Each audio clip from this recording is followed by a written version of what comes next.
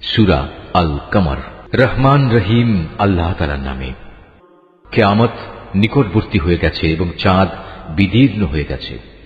এদের অবস্থা হচ্ছে, এরা কোনো নিদর্শন দেখলে তা থেকে মুখ ফিরিয়ে নেয় এবং বলে, এটা তো হচ্ছে এক চিরাচরিত জাদুকরী ব্যাপার, এক্ষুনি যার অবসান ঘটবে। তারা সত্য অস্বীকার করে এবং নিজেদের খেয়াল খুশির অনুসরণ করে চলে, অথচ প্রত্যেকটি কাজের একটি চূড়ান্ত নিষ্পত্তির সময় রয়েছে। অবশ্যই এ লোকদের কাছে অতীত জাতিসমূহের উপর আযাবের সংবাদসমূহ এসেছে, এমন সংবাদ যাতে বিদ্রোহের শাস্তির হুঁশিয়ারি রয়েছে। এগুলো হচ্ছে পুরোপুরি জ্ঞান সমৃদ্ধ ঘটনা, যদিও এসব সতর্কবাণী তাদের কোনোই উপকারে আসে না। অতএব হে নবী, তুমি এদের নিজেদের অবস্থার উপর ছেড়ে দাও। যেদিন একজন আহ্বানকারী এদের একটি অপ্রিয় বিষয়ের দিকে আহ্বান করবে, সেদিন তারা অবনত দৃষ্টি নিয়ে একে একে কবর থেকে এমনভাবে বেরিয়ে আসবে যেন ইতস্তত বিক্ষিপ্ত পঙ্গপাল। তারা সবাই তখন সেই আহ্বানকারীর দিকে দৌড়াতে থাকবে যারা এদিনকে অস্বীকার করেছিল। তারা বলবে, এ তো দেখছি আসলেই এক ভয়াবহ দিন। এদের আগে নূহের জাতীয় এভাবে তাদের নবীকে অস্বীকার করেছিল। তারা আমার বান্দা নূহ নবীকে মিথ্যা সাব্যস্ত করেছে, তারা তাকে পাগল বলে আখ্যায়িত করেছে, তাকে ধমক দেওয়া হয়েছিল। অবশেষে সে তার মালিককে ডাকল এবং বলল, হে আমার মালিক, আমি অসহায় হয়ে পড়েছি, অতএব তুমি এদের কাছ থেকে প্রতিশোধ নাও। এরপর আমি তার ডাকে সাড়া দিলাম এবং প্রবল বৃষ্টির পানি বর্ষণের জন্য আসমানের দ্বারসমূহ খুলে দিলাম। ভূমির স্তর বিদীর্ণ করে তা পানির প্রচন্ড প্রস্রবণে পরিণত করলাম। অতঃপর আসমান ও জমিনের পানি এক জায়গায় মিলিত হল এমন একটি কাজের জন্য যা আগে থেকে ঠিক করে রাখা হয়েছিল। তখন আমি তাকে কাঠ ও পেরেক নির্মিত একটি যানে উঠিয়ে নিলাম, যা আমার প্রত্যক্ষ দৃষ্টির সামনে ধীরে ধীরে বয়ে চলল। এই কাজটি ছিল সে ব্যক্তির জন্য আমার একটি পুরস্কার বিশেষ, যাকে মাত্র কিছুদিন আগেও অস্বীকার করা হয়েছিল। আমি জলযান সদৃশ সেই জিনিসটিকে পরবর্তী মানুষদের জন্য একটি নিদর্শন হিসেবে রেখে দিয়েছি। কে আছে আজ এর থেকে শিক্ষা গ্রহণ করার? হ্যাঁ, এমন কেউ থাকলে এসো, দেখে নাও কেমন কঠোর ছিল আমার আযাব এবং কত সত্য ছিল আমার সতর্কবাণী। আমি অবশ্যই উপদেশ গ্রহণ করার জন্য এ কোরআনকে সহজ করে দিয়েছি। কে আছে তোমাদের মাঝে এর থেকে শিক্ষা গ্রহণ করার? আদ জাতির লোকেরাও আমার নবীকে মিথ্যা বলেছে। তোমরা দেখে নিতে পারো তাদের প্রতি আমার আযাব কেমন কঠোর ছিল এবং কত সত্য ছিল আমার সতর্কবাণী। এক স্থায়ী কুলক্ষণের দিনে আমি ওদের উপর প্রবল বায়ু প্রেরণ করেছিলাম, যা মানুষদের এমন ভাবে ছুঁড়ে ছুঁড়ে নিক্ষেপ করছিল যেন তা খেজুর গাছের এক একটি উৎপাটিত কাণ্ড। হ্যাঁ, দেখে নাও কেমন কঠোর ছিল আমার আযাব আর কত সত্য ছিল আমার সতর্কবাণী। অবশ্যই আমি উপদেশ গ্রহণের জন্য কোরআনকে সহজ করে দিয়েছি। কে আছে তা থেকে শিক্ষা গ্রহণ করার? সামুদ সম্প্রদায়ও আযাবের সতর্ককারী নবী ও রসুলদেরকে মিথ্যাবাদী বলেছিল। তারা বলেছিল, আমরা কি এমন একজন লোকের কথা মেনে চলব যে ব্যক্তি একা আমাদেরই একজন? এভাবে তার আনুগত্য করলে সত্যিই তো আমরা বড় গুমরাহি ও পাগলামি কাজে নিমজ্জিত হয়ে পড়ব। আমাদের মাঝে সেই কি একমাত্র ব্যক্তি যার উপর আল্লাহর ওহী নাজিল করা হয়েছে? আসলে সে হচ্ছে একজন মিথ্যাবাদী ও অহংকারী ব্যক্তি। আগামীকাল মহাবিচারের দিন তারা ভালো করে এটা জানতে পারবে কে ছিল তাদের মধ্যে মিথ্যাবাদী ও অহংকারী ব্যক্তি। আমি অচিরেই তাদের পরীক্ষার জন্য একটি উষ্ট্রি পাঠাবো। তুমি একান্ত কাছে থেকে তাদের দিকে লক্ষ্য করো এবং একটুখানি ধৈর্য ধরো এবং তাদের পরিণামটা দেখো।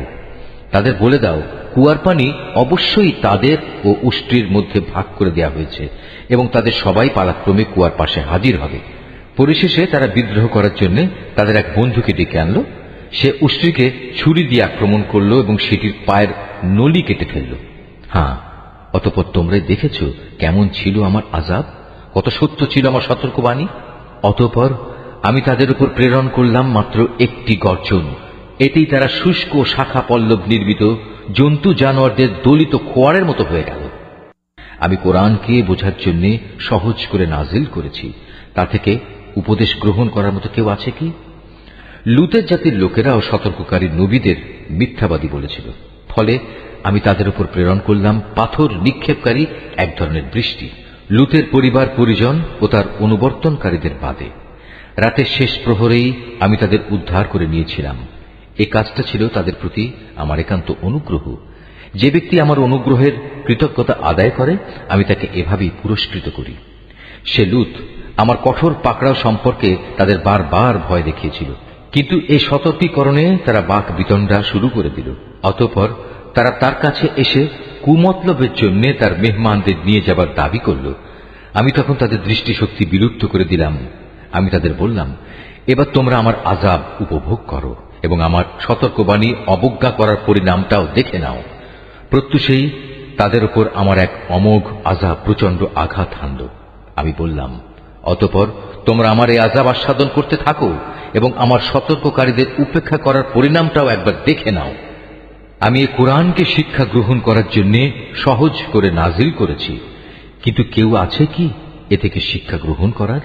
ফেরাউনের জাতির লোকদের কাছেও আমার পক্ষ থেকে সতর্ককারী অনেক নিদর্শন এসেছিল, কিন্তু তারা আমার সমুদয় নিদর্শন অস্বীকার করেছে, আর পরিণামে আমিও তাদের শক্ত হাতে পাকড়াও করলাম, ঠিক যেমনি করে সর্বশক্তিমান সত্তা বিদ্রোহীদের পাকড়াও করে থাকেন। তোমরা কি সত্যি মনে করছো তোমাদের সমাজের এই কাফেররা তোমাদের পূর্ববর্তী কাফেরদের চাইতে শক্তি ও ক্ষমতার দিক থেকে উৎকৃষ্ট?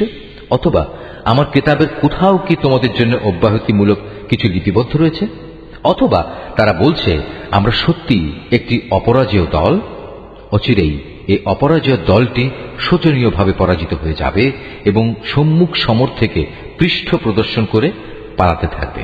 কিন্তু এ পালানোই তো তাদের শেষ নয়, বরং তাদের শাস্তিদানের নির্ধারিত ক্ষণ কিয়ামত তো রয়েছেই, আর কিয়ামত হবে তাদের জন্য বড়ই কঠিন ও বড়ই তিক্ত। অবশ্যই এসব অপরাধী নিদারুণ বিভ্রান্তি ও বিকারগ্রস্ততার মাঝে পড়ে আছে। যেদিন তাদের উপর করে জাহান্নামের আগুনের দিকে ঠেলে নেওয়া হবে, তখন তাদের ঘোর কেটে যাবে। অতঃপর তাদের বলা হবে, এবার তোমরা জাহান্নামের আযাবের স্বাদ উপভোগ করো। আমি সব কয়টি জিনিসকে অবশ্যই একটি সুনির্দিষ্ট পরিমাণ মতো সৃষ্টি করেছি, আর আমার হুকুম সে তো এক নিমেষে চোখের পলকের মতোই কার্যকর হয়। তোমাদের মতো বহু বিদ্রোহী জাতিকে আমি বিনাশ করে দিয়েছি। অতএব আছে কি তা থেকে শিক্ষা গ্রহণ করার মতো কেউ? তারা যা কিছু করছে তার সবটুকুই তাদের আমলনামায় সংরক্ষিত আছে। সেখানে যেমনি রয়েছে প্রতিটি ক্ষুদ্র বিষয়, তেমনি লিপিবদ্ধ আছে প্রতিটি বড় বিষয়ে। অপরদিকে এই বিদ্রোহের পথ পরিহার করে যারা আল্লাহকে ভয় করেছে, তারা অনাদিকাল এক সুরম্য জান্নাতে ও প্রবাহমান ঝর্ণাধারায় থাকবে। তারা অবস্থান করবে যথাযোগ্য সম্মানজনক জায়গায়, বিশাল ক্ষমতার অধিকারী সার্বভৌম আল্লাহ তাআলার সান্নিধ্যে।